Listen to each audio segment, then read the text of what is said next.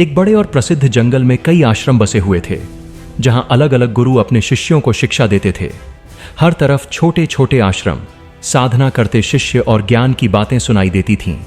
उसी जंगल के बीच एक प्राचीन आश्रम था, जहां एक महान गुरु जी अपने शिष्यों के साथ रहते थे और जीवन की सच्ची शिक्षा देते थे।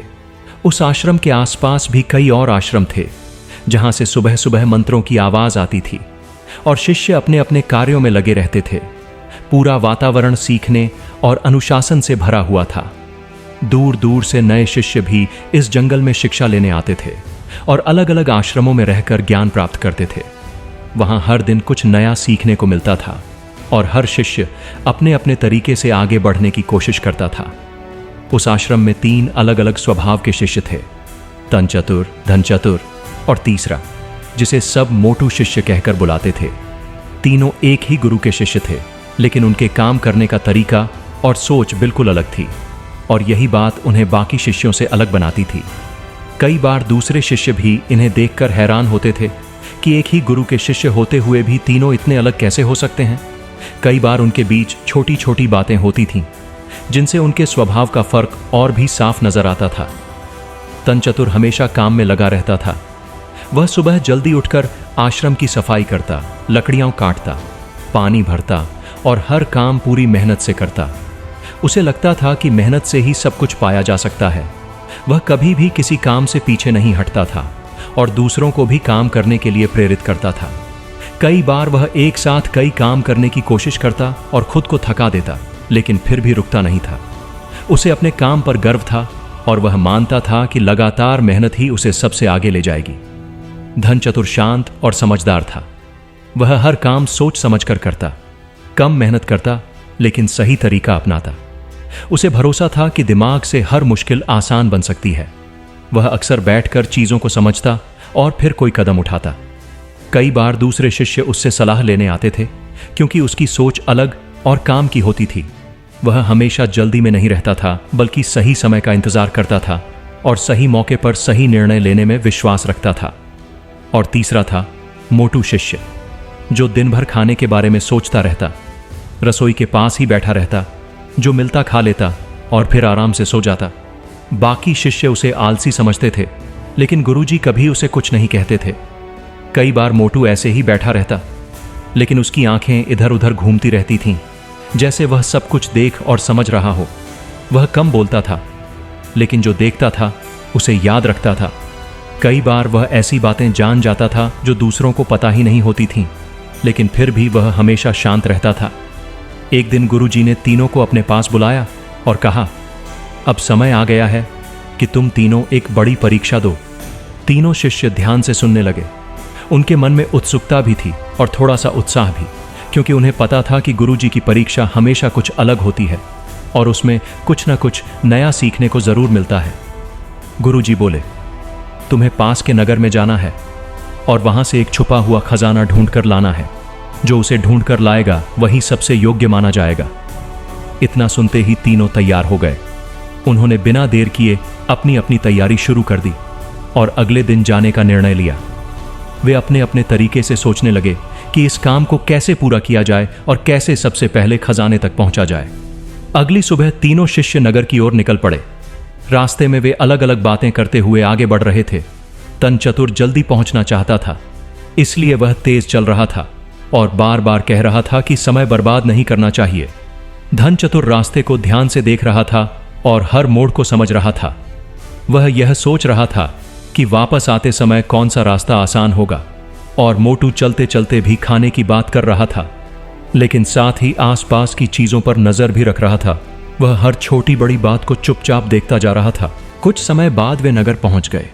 वहां चारों तरफ बाजार, गलियां, लोग और अलग अलग जगहें थीं। हर तरफ हलचल थी और कई तरह की आवाजें सुनाई दे रही थीं।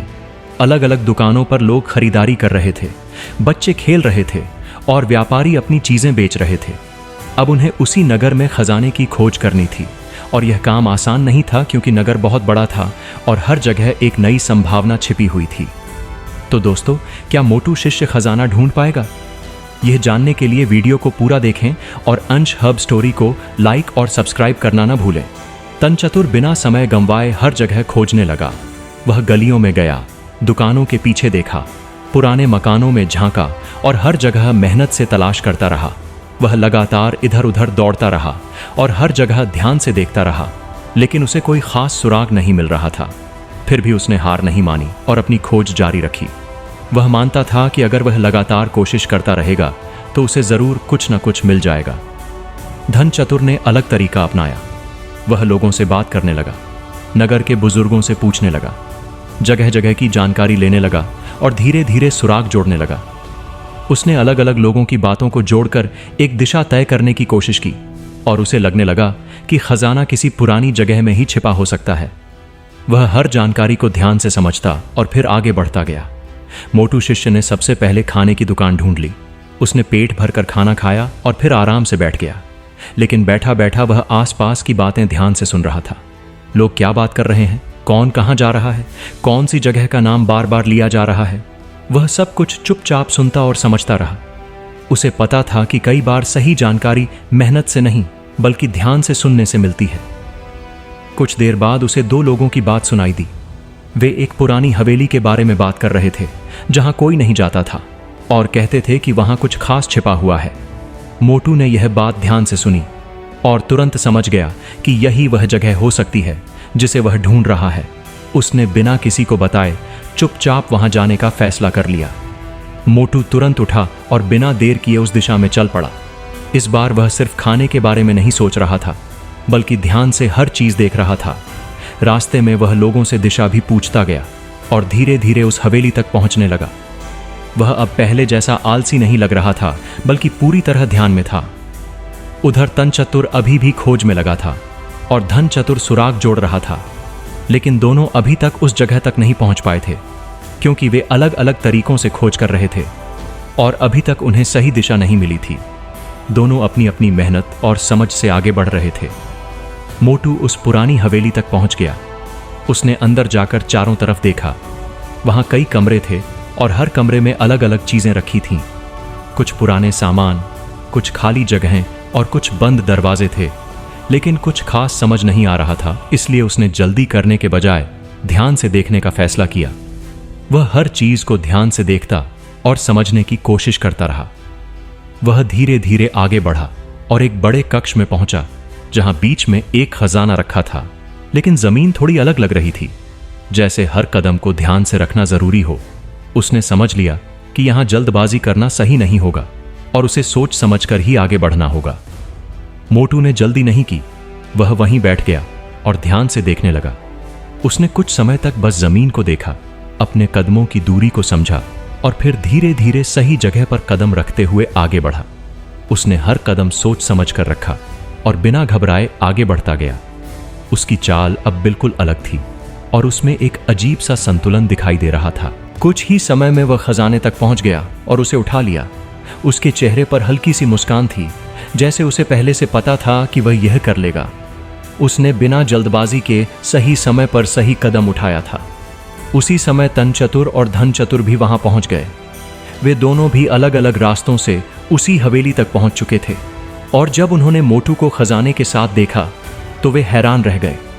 उन्हें विश्वास नहीं हो रहा था कि मोटू उनसे पहले यहां पहुंच गया। उन्होंने कभी नहीं सोचा था कि मोटू ऐसा कर सकता है। तीनों वापस आश्रम लौटे और गुरुजी को खजाना सौंप दिया। वे तीनों अब शांत थे और अपने अपने तरीके से इस अनुभव के बारे में सोच रहे थे।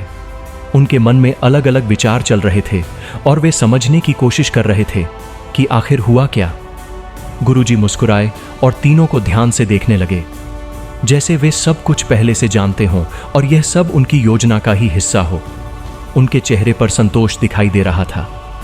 उस दिन के बाद आश्रम में सब कुछ वैसा ही रहा, लेकिन तीनों शिष्य पहले जैसे नहीं रहे और सबसे ज्यादा बदलाव यह था कि अब कोई भी मोटू शिष्य को हल्के में नहीं लेता था, क्योंकि अब सब जान चुके थे कि हर व्यक्ति का अपना तरीका होता है और वही उसे खास बनाता है। और यही बात इस पूरी घटना को सबसे अलग बनाती है। इस परीक्षा ने सबको हैरान कर दिया और साबित किया कि सही समय पर सही फैसला ही जीत दिलाता है। तो दोस्तों, जुड़े रहिए अंश हब स्टोरी के साथ। फिर मिलेंगे एक नई कहानी में।